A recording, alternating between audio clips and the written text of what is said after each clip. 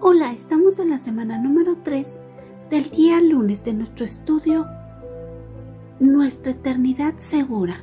Nuestra lectura el día de hoy será en el libro de Juan, capítulo 6, los versos del 1 al 15. Nuestro devocional estará en el libro de Juan, capítulo 6, el verso 14.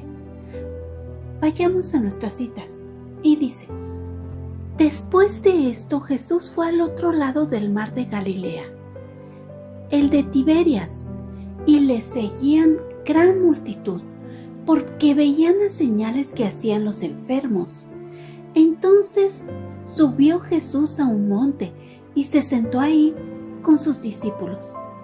Y estaba cerca la Pascua, la fiesta de los judíos.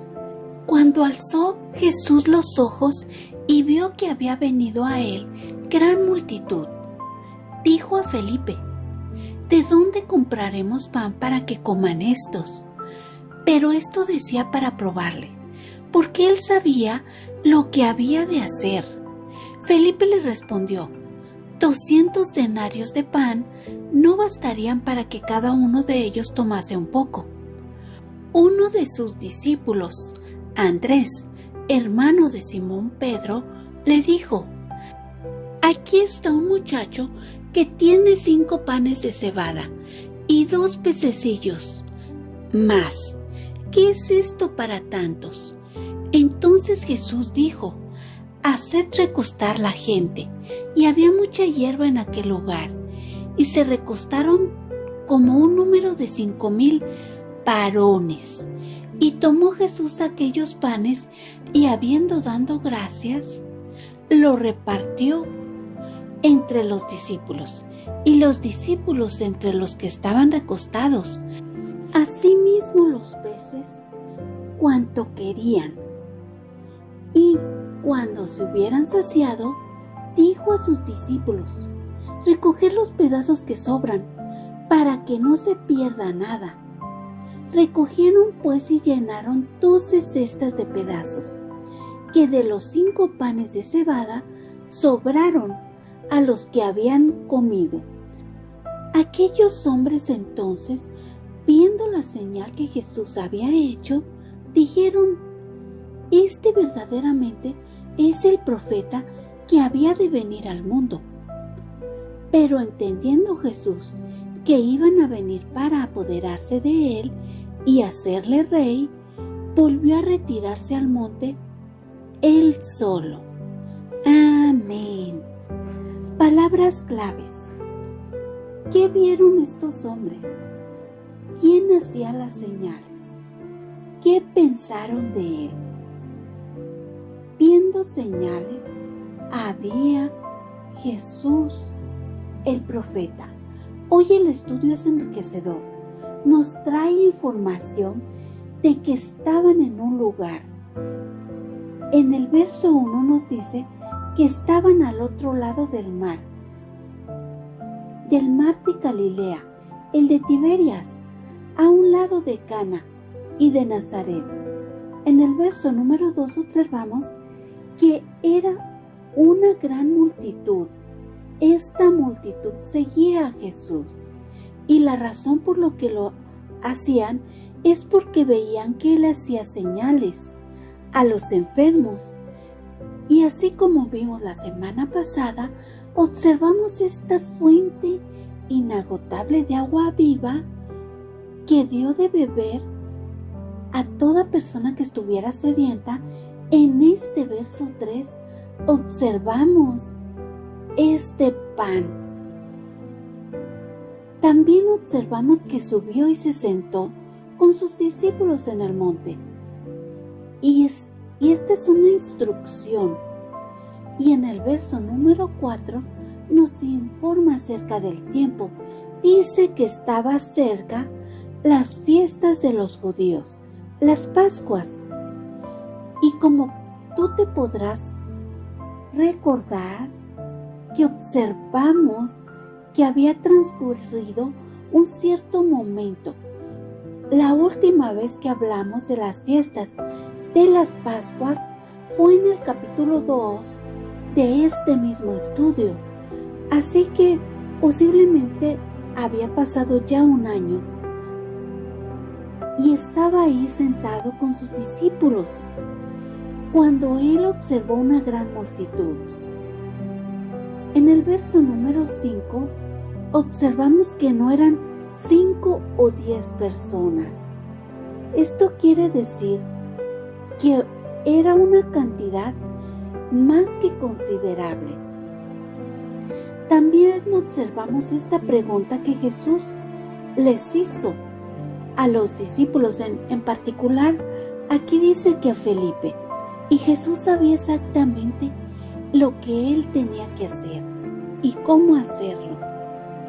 Pero también era una pregunta que les demandaba fe, confianza. En los versos del 5 al 7 observamos enseñanza. Jesús no necesitaba comprar nada. Jesús esperaba que ellos buscaran en su interior y le dieran una respuesta espiritual. Observamos redención. En el verso número 9 hasta el 11, observamos cómo Jesús proveyó para esta gran multitud este alimento para su cuerpo físico, pero también para su espíritu, que como resultado dio la siguiente señal. En los versos del 12 al 15 observamos otra señal, así como en las bodas de Cana, que transformó el agua en vino. Aquí Jesús proveyó alimento para más de 5,000 hombres, más mujeres y niños. Observamos que Jesús estaba mostrando redención, aun cuando ellos seguían a Jesús por las señales que él hacía. Observamos en estos versos del 12 al 15 que Jesús les trajo de comer a estas personas y él estaba también diligente para que nadie se perdiera. En el verso 14 vemos que aun cuando ellos veían a Jesús como el profeta, no como el Mesías, Juan aquí nos revela que Jesús vino al mundo. No solo vino a los judíos, sino al mundo. En el verso número 15 observamos que Jesús sintió que ellos lo calificarían como rey y todavía no era el momento para que esto sucediera. Entonces vemos que él se retiró. Hoy el estudio me hace reflexionar en la provisión de Jesús, así como Dios proveyó para Israel cuando estaba en el desierto, así Jesús proveyó para todas estas personas. Y no solo les dio alimento físico, sino un alimento espiritual, un perdón, una necesidad que solo podía ser saciada por Jesús. Les mostró esta redención, les mostró amor, les mostró cuidado. Reflexionan cómo Jesús proveyó para todos, pero también estaba atento para que nadie se perdiera. Reflexionan cómo se dio para todo el mundo, no solo para unos cuantos. En nuestro corazón existe esta inquietud de llevar la palabra al mundo para que nadie se pierda. ¿Lo estamos haciendo como Él lo hizo? ¿Estamos compartiendo este plan de salvación para todo el mundo? Oremos. Amado Padre eterno, gracias por tu enseñanza hoy. Gracias por el pan de vida eterna. Gracias, Padre, porque no solo te diste por unos cuantos, sino te diste por todo el mundo. Te preocupaste para que todos comieran. Gracias porque nos muestras este amor, nos muestras que estás atento. Y si estas personas no pudieron ver que tú eras el Mesías, o si no quisieron aceptarlo así, aún así tú te diste por todos, y aún por quienes no estaban contigo ese día. Gracias, Padre, porque podemos ver que igual te diste por los que estaban perdidos, olvidados, rechazados. Ayúdanos a llevar tu palabra, así como tú lo hiciste, a estos perdidos, a estos olvidados, a estos rechazados. Ayúdanos a ser diligentes. Te lo pedimos en el nombre de Cristo Jesús. Amén. Ahora sí, vayamos al devocional de ADG por Silvia Sánchez de Salazar. Su firma dice: sirviendo al Rey con gozo. Desde México. ¡Qué pasaje tan desafiante para la fe de la Iglesia! Podemos leerlo una y otra vez y siempre provoca el deseo de ver esos milagros operando hoy. Pero, espera, si podemos verlo, aún están vigentes. ¿Qué observo en esta historia? Los protagonistas, Jesús y sus discípulos. Una gran señal, la alimentación de 5,000 hombres con tan solo 5 panes y 2 peces. Y reiteradamente a Jesús mostrando su poder. ¿Cómo actuó Jesús? Vio la necesidad, dio su palabra para dar dirección, dio instrucción, tomó en sus manos lo que había, oró al Padre y no solo suplió, sino que multiplicó. ¿Qué hicieron los discípulos? Llevar la necesidad ante Jesús, esperar su dirección, descansar en su gracia, ser las manos de Él al servir a la gente, recoger y administrar. Ahí están las claves de lo que tú y yo debemos hacer al momento de enfrentar lo imposible. Tenemos que recordar que Él es quien dice qué hacer, cómo y cuándo hacerlo. Quien sabe lo que necesitamos. Es Jesús quien intercede por nosotros.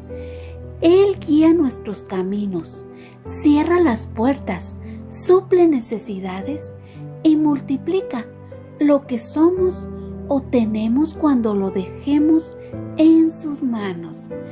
De la misma forma, porque Jesús les pregunta, ¿de dónde compraremos pan para todos estos? Considero que Jesús anhela hallar fe en nosotros. Busca ver nuestra disposición a escucharle y dejarnos usar como instrumentos que darán toda la gloria a su nombre. Recuerdo otra pregunta, aquella hecha a Isaías. ¿A quién enviaremos? ¿Quién irá por nosotros? ¿Te das cuenta? El Padre quiere recibir nuestra respuesta, no porque no sepamos qué hacer. Él quiere oír que nuestro corazón está rendido a su voz, que confía y depende de Él. Nuestra mente es finita, limitada, y nos dice, ¿qué es esto para tantos?